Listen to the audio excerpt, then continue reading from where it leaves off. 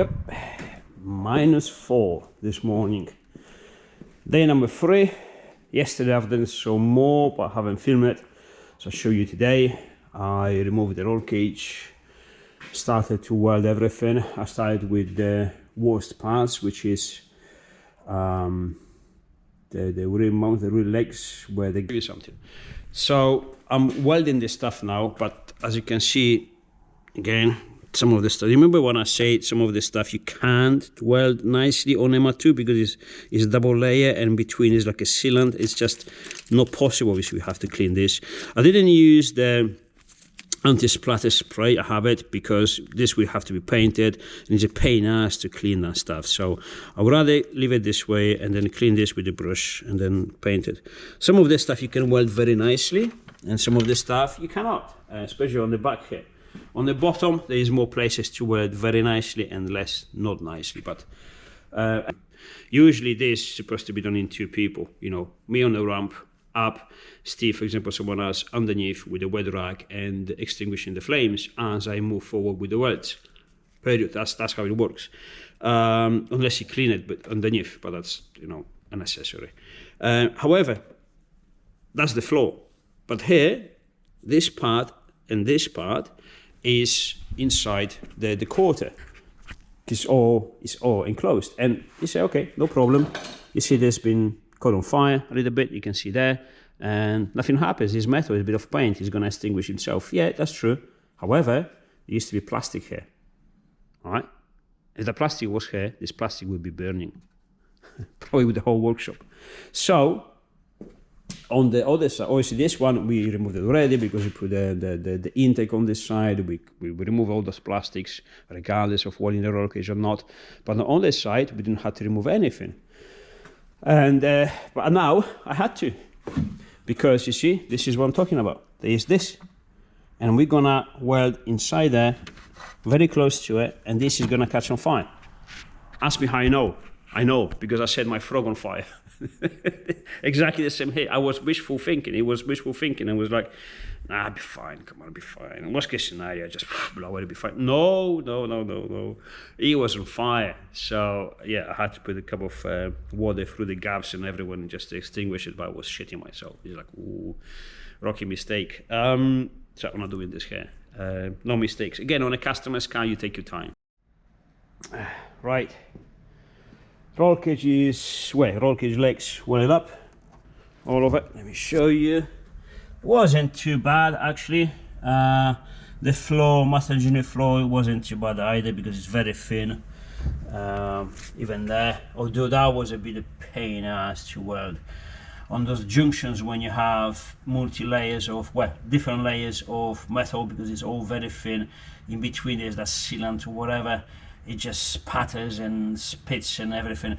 Where the metal is nice and clean and solid, that's very good welds. It welds all right, very good. Same here. But all the thin stuff is horrible. This is another thing. I love MR2s and pretty much like, yeah, everything we do to them. It's very easy and nice car to work on it. But welding the body, like the legs for the roll cage, probably one of the worst cars I've ever worked on. And not as a position, because I've welded once a full race roll cage in Volkswagen Lupo. Yeah, that wasn't fun. My legs sticking out of the sunroof opening, upside down welding the roll cage, full race roll cage, so like full braces everywhere. So that was horrible. This is fully open, so it's good, even if you have to weld the roll cage in, because you know you can remove the roof and everything is accessible. But the metal, they lied for a reason, you know.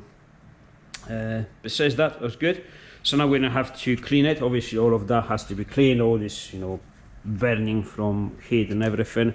Have to clean that stuff everywhere, paint it. Quickly, I'm gonna get a heat gun because we got like -2, so we have to get the metal nice and warm. It's warm there, but it's not warm here. Paint it, and I'm gonna refit the roll cage today. Hoover it, clean it inside, put the roll cage in, and figure out how to put the dash in. Well, I guess that's better. Yeah. Silver painted VHT, so very durable. Heat it up, nice and dry. Yeah, it looks neat now, looks clean. Yeah, it's actually a very clean car, very clean chassis, so there you go. Anyways, I made a call and I'm putting the carpet where the lining back in, and it's cleaning because obviously it's been through some years of filth. But it's actually not bad, it's clean underneath. I've checked, it's just superficial, so I'm gonna cube it up and put it back in. And also we have to start getting in all the electrics back, connecting back everything, finding the place for everything. But I'm guessing I'm gonna put the cage in first because the front leg may be in the way of that junction box and relays and everything. So yeah, carpet in, roll cage in, and then electrics. We'll see. And then a dash. All right, more progress. Let's go. I like what I see. So the roll cage fitted, well, at least the back section, well, the front as well. I just tested it. There's bolts there, and that aligns perfectly. Everything is good. I like the carpet. I may have butchered this a little bit too much. I've mistakenly made one cut too much, as you can see. That went perfect. This one is good job is behind the seats. But yeah, this is I've cleaned it, I think good enough, and I think this is a good call because yeah, it gives the, you know, the clean and be quiet kind of feeling in the car. I've done exactly the same in my Frog, and if I was building a race car, I would still put the carpet inside it in MR2. It just makes sense. It weighs nothing, and it just makes everything just feels much better. I've made countless, you know, built countless race cars and track cars, fast road cars, etc., and yeah, I like the carpet inside. It's just different, especially in UK when, you know, so much wet and cold weather around the year. Anyways, everything fits nicely. Probably gonna put the trims around it as well because again they weigh nothing, but it make everything look so nice. And this definitely will not fit here because it's roughly, well, it's exactly there. And I know that the roll cage is actually behind this, just behind this cleaner, so straight through this. And I know this now because obviously I fitted everything back on, and I can see where the roll cage is. You see that? Not there, that tab, which is this one here. It's just behind it, so it will just clash on this. So maybe we can put a dipper. But the bigger news is that I think I figured out, or may have figured out, how to put the dash in and keep it nice and clean without cutting obviously a lot of stuff around stuff. Now obviously I'm removing the airbag because last thing you want is an airbag on a truck, on a race car. And this one here with the bastard, you have to take it off, and you can't just unbolt it. You have to drill these rivets there. There's two brackets, forth and back, I mean up and down, sorry, one here, one there, and drill them up. This will release the airbag. It's quite heavy, this thing. Can do it today. Let me see what the time is, because if I'm running out of time, we have to leave soon. That's another day almost. Let me see if I can do it quickly. Well, not quickly because there's no rush in this. If you want to do a good job, there's no rush. But at least if the roll cage is in completely today and I have a dash in today, that's a good accomplishment. That's in 3 days we strip the car down, we have the rear coilovers on, subframe back on, arms on, hubs, back wheels on. They have to come out anyway, but it doesn't matter. I still have to check and everything. And then we had the chassis prepared, welded, cleaned, painted, carpet back in, roll cage in, electrics back in, and the dash back in. That's pretty quick, to be fair. Of course, if you botch the stuff together, you can do it even quicker, but no one wants you know, that kind of results. So yeah, going up pretty quick. One thing we have in both, and this is I have to text Chris every day. We test things like, oh Chris, we need this, oh you need this, oh you need that. Because for example, now I've modified the standard fuel rate on 2.8, but now as we're going for 3.2, they have a different fuel rate, so the fuel system will have to modify it again, additional stuff. But this is how you build the race cars, and well, any cars really, truck car, fast car, race car, whatever, it applies to everyone. Now all of that we're living in, because again, let's keep it enjoyable. So you're gonna have obviously all the heating and everything working like standard. And again, it's not worth to remove a couple of kilograms, you know, and remove all the comfort, because again, it really is kind of important to live with the car. If the car is very fast, you know, very efficient, but pain ass to drive anywhere, because you can, you know, the steam, the window, or you're freezing cold inside, or for anything, it's just, you know, it's pain in the ass. So it's good to keep the balance, you know, have at least some essential comforts, as a carpet, for example, and then have a car efficient. And the beauty of these cars, that all of this stuff really isn't heavy. So yes, you can get drastic with this. I think there was one guy in Poland, he makes carbon fiber panels for them. I think he made one, and it was something ridiculous, about 750 or 780 kilograms without the fuel or something like this, ridiculously light. But obviously replace all the panels with the carbon fiber, including the roof and then doors and everything, and probably butcher everything out. So yes, you can go ridiculously low, but to be fair, I mean, we're feeding VR6 turbo in it, so this is going to be quick anyway. And you know, having 50 kilograms more or 20 kilograms more, because you have a bit of a comfort, and the car be usable and actually enjoyable on the road as well. Yeah, I call it a good balance, a very good balance. I think today is concluded. As a dash, it's not in yet. It's a bit more trimming to do, but it fits. I have to trim the bottom here. But again, you can't just trim it, because you don't know where exactly. So you do it roughly, and I've done it pretty good there. Bit more, and it fits here, and you can barely see anything. There's a bit of a gap here, but it will go around this tube very neatly.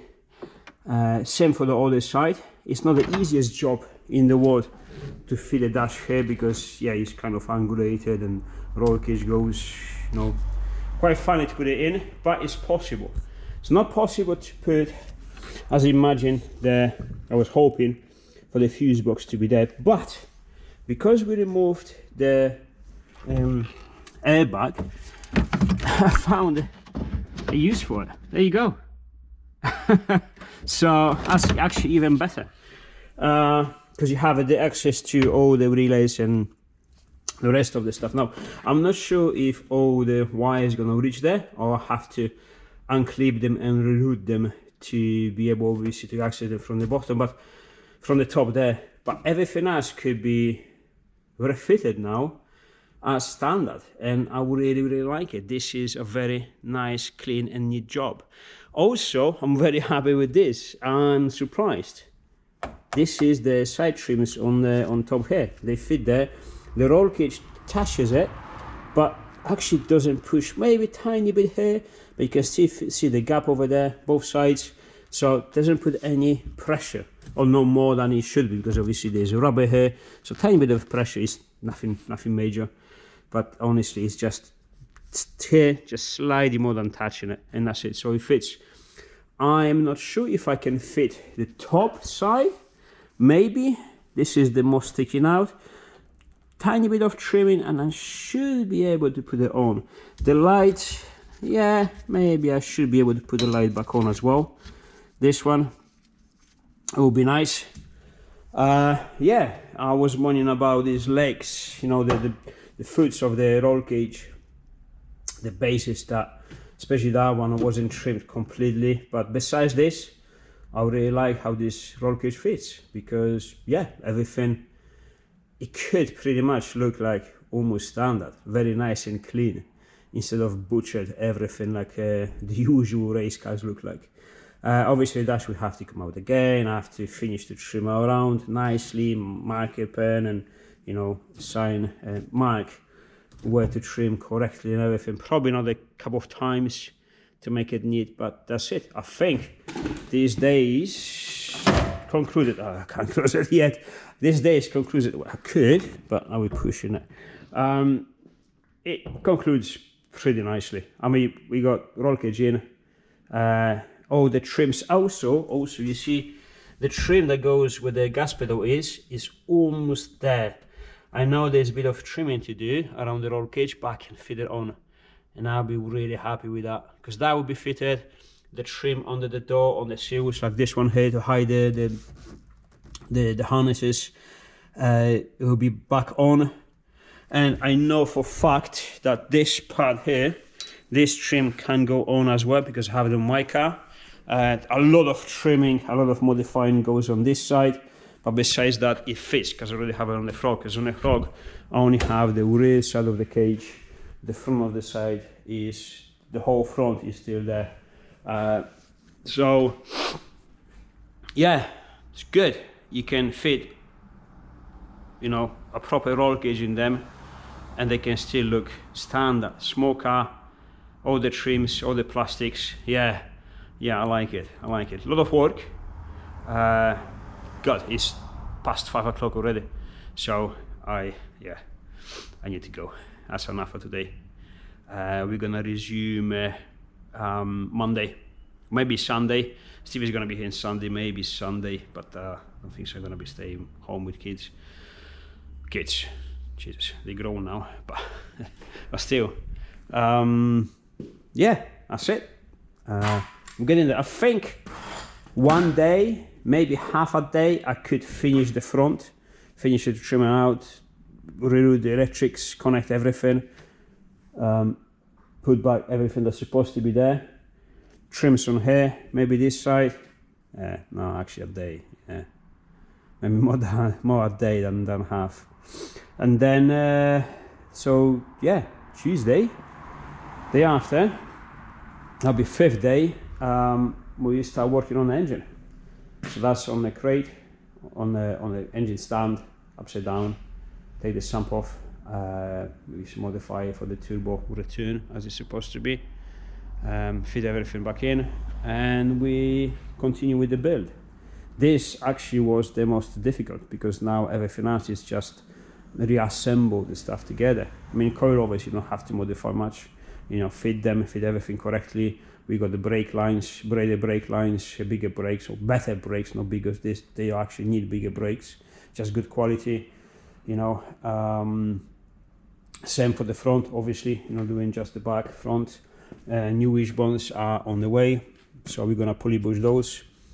Coilovers on the front as well, and yeah, that's it. We have a large cooler for the charge cooler.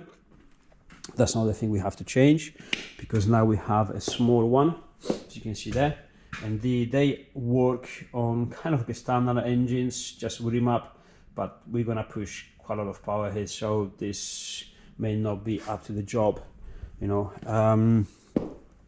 And then yeah, this is good. Maybe a few weeks will be enough to finish the car, because then besides that there's small refinishments.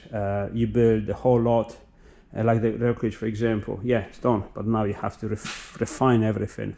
Like I say, if you pay attention to the details, everything is nice and square. For example, this roll cage, if I wasn't paying attention, it'd be nice and square. There will be gap here and there. It just wouldn't be able to fit that trim, because it literally is touching here, touching there, millimeters. You know, the clearance is there's almost no clearance. So if it's either perfect or it doesn't fit, and but you have to do all the work backwards. So you do the legs first, you measure everything like I explained before, and this is the result of the work done properly or not. You know, if you're rushing, that if you get to that point and it's everything good, you're extremely lucky, or you just do it properly, don't leave everything to luck, and just, you know, you have the results. And then you can look back and smile because it's like, yeah, that's good. That's exactly what you want. And then trims and everything. Anyways, once the engine is in with new turbo system and everything, we have to build new custom boost pipes, and I will have to build new wiring room, because the VR6 and VR5, including my own one, once they're running on the Ignitron ECU, there are a couple of pinouts that you have to change in the plugs, because yeah, it's just a couple of things that are different. Some of the drives are different. VVT drives have a different pinouts. Nothing major, but also we have to include additional sensors. And those sensors, I don't want them to be just flopping around. The wires for the sensors flopping around external. It should all be inside one wiring loom. So you kind of hybridizing the standard wiring loom with additional stuff. So it's kind of raised wiring loom built out of the standard one plus some of the stuff. So kind of a hybrid. But you still have to, you know, remove all of the insulation tape, everything. All of the job I've done is scrapped. I have to do it again, open everything again, and yeah, do improvements. And like I say, the fuel rail, even this one, standard one, has been modified, will be up to the job, but it will not fit the 3.2. So we have the 3.2 one, which is larger, much bigger. It can handle a lot of power. It can flow a good amount of fuel. So that's going to be modified. And then the sweeper, we have obviously two additional fuel pumps. The pickup pump is bigger as well, just to make sure the sweeper is always nice and full. And yeah, that's it. There's a lot of work to be done. That's it. It sounds like that's it, but then one of each of these systems of this works, you know, again, it's like the roll cage. To do it properly, there's going to be a lot of small refinements, small jobs to do around it to make it work good, and that takes time. And but that's it. Happy so far. 3 days, not bad. Has it been 3 days or 4? 3 days. Not bad at all. No, this is 4th day. What I'm talking about. Yesterday was 3 days. Today is 4th day. I'm losing count. All right. I'll see you guys next week. I'm gonna try and put these videos up so you can be up to the date, see the build, and we see what's going on next week. How far we're gonna get to the end of next week, because like I say, I'm doing nothing else, just this build till it's finished firing up and ready to go mapping. So I'm hoping I can take this for mapping and the frog at the same time. It will be nice, because yeah, frog is pretty much ready for mapped. Wiring room isn't finished, some stuff, you know, but this will be, and that will be as well, ready for mapping. Tired. See you next week.